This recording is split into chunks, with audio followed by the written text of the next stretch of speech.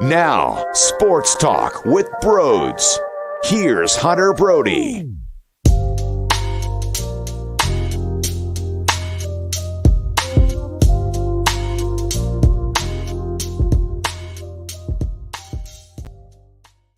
What is going on, everyone? Welcome on into Sports Talk with Broads. I am recording this way too damn early in the morning on Saturday. I have work to do. I'm up at 6 a.m. My fiance's at her bachelorette party. I'm on dog duty. So there's a lot going on right now, but that's not going to stop me from what I just watched. That makes no sense. This is not going to stop me from talking about what I just watched, which was an outstanding baseball game by the Philadelphia Phillies in Los Angeles to take Game 2 by a score of 12-10 in extras. In what universe are we sitting here discussing a 2-0 start in this 4-game set? Wow, this offense is starting to explode. Bryce Harper is tearing the cover off the baseball. This guy doesn't make any sense. And oh, by the way, he is doing it with one UCL. This man doesn't have a UCL in his arm, and this is outstanding that he is helping out the squad the way that he is. This reminds me of what he was doing last season. It's like he didn't skip a beat. Bang, here we go. Start the next year after winning NL MVP, and he's raking a huge bomb, right? Which you thought was going to be enough to win the game, but no. Familia comes in. Justin Turner hits a homer. Now you're all nervous, but Nick Castellanos in the 10th, wow, gives the Phillies the lead again. And Francisco, of all people, comes out of the bullpen and gets the job accomplished. What a wild game, back and forth action. I'm pretty disappointed in Kyle Gibson. I know he is what he is at this point, which is a back end of the starting rotation type of guy. But I would have thought that, look, the Phillies assumed they were going to face Clayton Kershaw. He ends up going into the IL. You saw the situation. Basically, as soon as I finished recording the Game 1 recap, you saw the news that Clayton Kershaw was not going to be available, so Walker Buehler slides up, and the Phillies got to him. And there's been a common theme here this season of when Max Scherzer's on the mound, don't worry about it. There's still something going. There's still something brewing with this offense. Now you see Walker Buehler. You should be afraid, but what do you know? This offense starts to click, and Walker Buehler's night is done after 5 innings. It just really is a testament. It really is showing you what this offense can do. Kyle Schwarber back in the leadoff spot. I'm fascinated what they would have done if Clayton Kershaw was to throw because of the lefty-lefty situation. Would you have slotted somebody else up there, or would you have went back to a Kyle Schwarber who hit a home run of his own and he got on base a couple of times? Very important all around for Kyle Schwarber when it comes to walk, getting on base for you there, and that's what you need. Home run, walk, okay, but I don't know what they're going to do if it's a lefty-lefty at the top of the lineup, considering they went with Rhys Hoskins just 1 game ago. I'm so proud of this baseball team for them to go on the road after the debacle against the Mets, win a series against the Mariners. And at this point, obviously we went into with the expectations of if you could split against the Dodgers, that's basically a win. And I know now if you were to split, it would feel a little more sour. It would feel a little bit more deflating because of how you took the first 2 games, but you put yourself in a great position to maybe sneak out of there with one even greater than a split. Take one of these next 2, and now it's 3 of 4 after taking 2 or 3 in Seattle? Let's go. Momentum boost, momentum swing, and starting to create your own energy, and it all stems from the guys that you brought in here. Kyle Schwarber hits a homer. Bryce Harper hits a homer. Castellanos, 3 RBI, and bang, he gets 2 hits. The guys you brought in, oh, by the way, Bryson Stott, of all people, gives you 3 RBI, a couple hits. He starts this puppy off by going the other way and scoring you 2 runs. Are you serious here? Oh, Duble's getting a double. Then Bryson Stott delivers after that. I mean, this is for his 3rd RBI when the Phillies scored 3 runs on the board. But every time the Phillies were to lose the lead,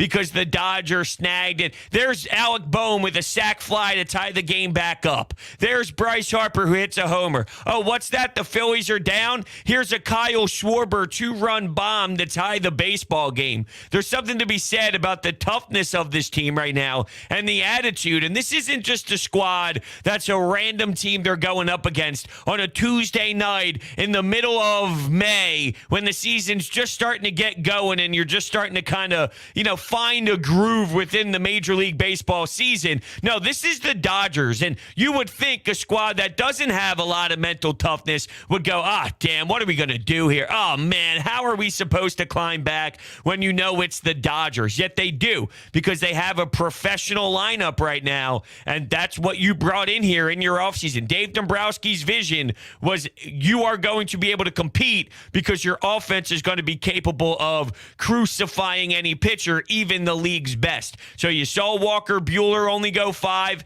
and that's very important to the success of what this baseball team is capable of doing. And I'm stoked because there seems to be a little bit more excitement right now. I know these games are going until 2 a.m., so it's very difficult. And to be honest with you, knowing the morning I was going to have this morning on Saturday here, it was a little late towards the end, and you think, hey, you finally get to the 9th, and then, of course, Justin Turner does what Justin Turner does. Familia does what Familia does.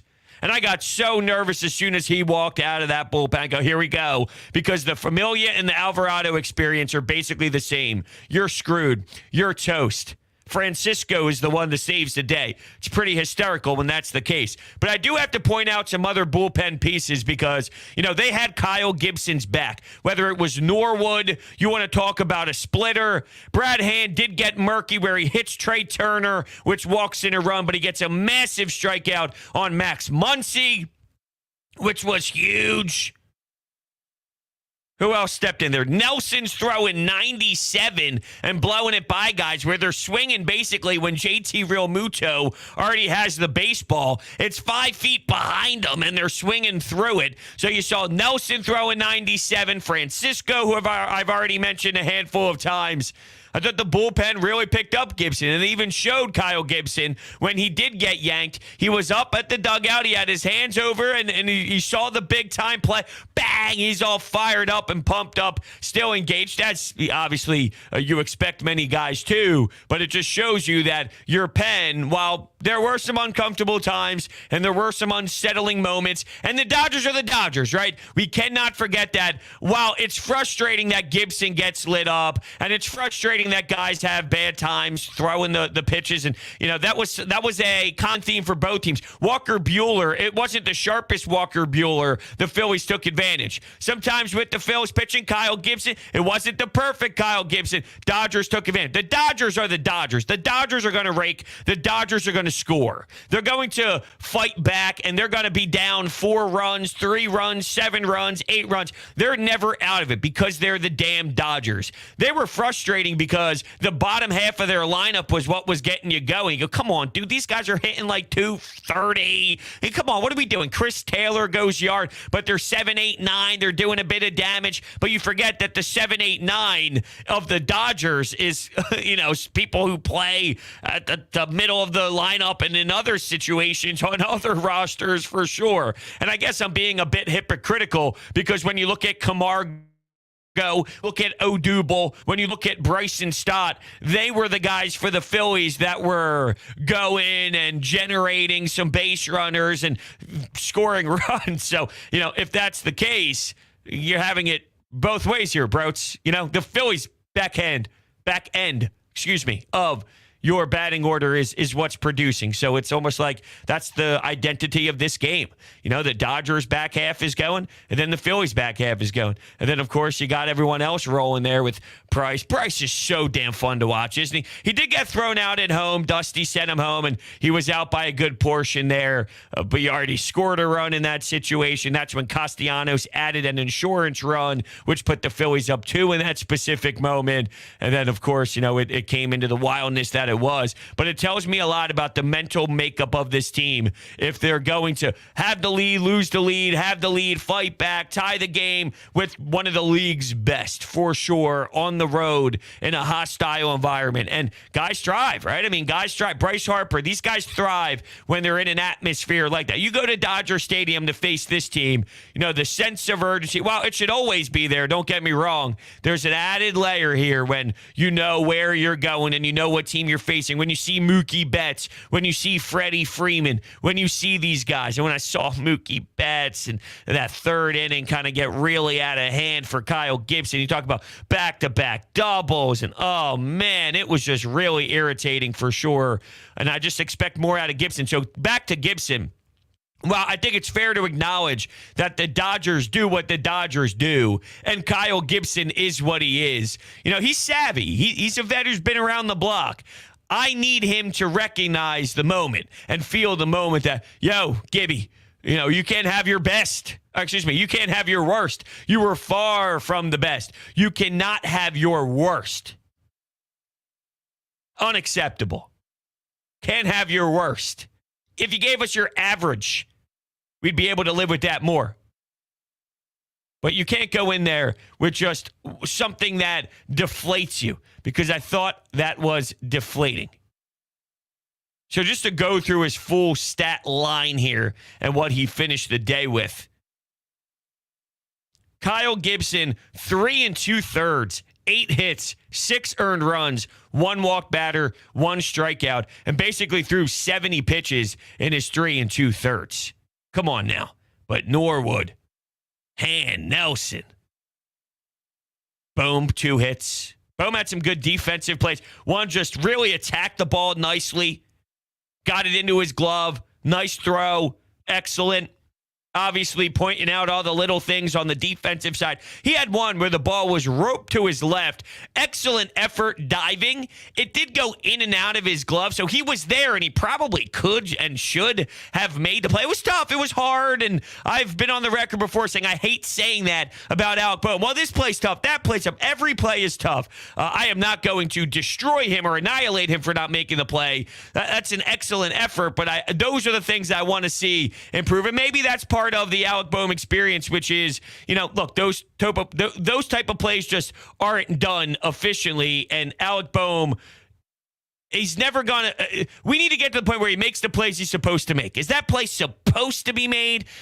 You can make the argument. Yeah, look, I'm not ripping Alec Bohm. It was an excellent effort, and the ball popped in and out of his glove. The fact that he kept it in front of him, obviously, I'm looking at every single play defensively with this insane level of binoculars. I would love for my third baseman in Major League Baseball to make that play, because that's what Major League players do. But if you're going to get what you've gotten out of Alec Bohm to this point after the whole situation of him cursing at the fans and calling everybody out, then I'm living with this happily with a monstrous smile on my face. So please don't get that wrong or take that way too far. Maybe that was a little bit too harsh. I totally understand. I didn't have enough coffee through my veins yet. So please bear with me. I love what Alec Bohm has been doing. He's been very good at the plate. Game 1, he's got a magnificent walk at the dish that just earns so much damn respect for a good eye, and his plate discipline is like no other, and he's driving the baseball and utilizing all field. So I love what Alec Bohm is doing, and what he's doing right now is fine. You can live with this version of Alec Bohm on the defensive side, and you can absolutely appreciate everything he's doing at the dish too. So Kyle Schwarber had the 1 walk and the 1 hit, so 2 times on base. JT 0 for 5, tough one at the office. Your middle of the lineup, 2 hits for Bohm. Harper, 3 for 4, 2 doubles. You want to talk about extra base hits. He had the 2 doubles. He had the homer, 2 runs scored, 2 RBIs, and 2 walks as well. So the guy is raking. He's getting on base. He's getting extra base hits. He's leading the team again. And it seriously does have the same exact vibe of how we ended last year when he was carrying you. And how ironic that this is the perfect time that the last we saw Zach Wheeler, which was game 1 of this series, he was getting back to the high velocity. He was getting back to that fastball that zips right by you. And it's almost almost as if he's starting to find himself after the wonky spring training. And here we go. Here we go. It's not crazy to me that they look different than they did when they started off the season, where they weren't able to play as well. It's almost like it was going to take a little bit of time for them to just find themselves and get into hitting baseball and play every day. Let the game come naturally to them. Get Kevin Long. I always want to say Kyle Long. I know. Chicago Bears. I just go right there every single damn time. Kevin Long and his ability to work with all these batters individually to find what suits them best. You don't just close your eyes, snap your fingers, and then Kevin Long, even though it feels that way, and trust me, in a joking world, we can have some fun with it, saying, yeah, absolutely he does. We're talking about Kevin Long. He's one of the best. He fixes these guys all the time. Of course, he could just come in, and I could probably be at least a 220 hitter in Major League Baseball if I was working with Kevin Long for 2 days, right? That's what it feels from a joking standpoint. But in all seriousness, it takes a bit of time to work with a new hitting coach and figure out the details of what you need to change and your footwork and everything with the torque of your body. All of it, right? All of it matters. And it takes a bit of time for you to get accustomed to this new lifestyle at the dish. And what I think is happening is these players are seeing the pitchers more. They're getting more accustomed to seeing the speed of the pitching, and all of it is playing out in front of our eyes, and it's been a good road trip to this point. I can't wait to see what they do here on Saturday night. Of course, they have a Sunday afternoon game, so I'm super stoked and just pumped up thinking about what they've been doing. This team is starting to become a little fun over the last couple of days. And to this point, I'd have to admit that has not necessarily been the case. It's been a drag. It's been you have to watch them, not you want to watch them. And right now it's, I want to. This team's playing with some energy, and there's an edge to them. Continue this. Keep it going. Find a way to win game 3. Find a way to snag this. These are games that are crazy. They're bonkers, but you got to win them. You got to find a way. You got to grind. So let's see if you can go 3 or 4, or dare I say, no, don't you dare. All right, we're going to end things here. A little bit of a quick hitter. I want to thank everybody so much for hanging out. And if you're new to the channel, make sure you're hitting that subscribe button, that thumbs up button as well. I greatly appreciate it. Thank you guys all so much.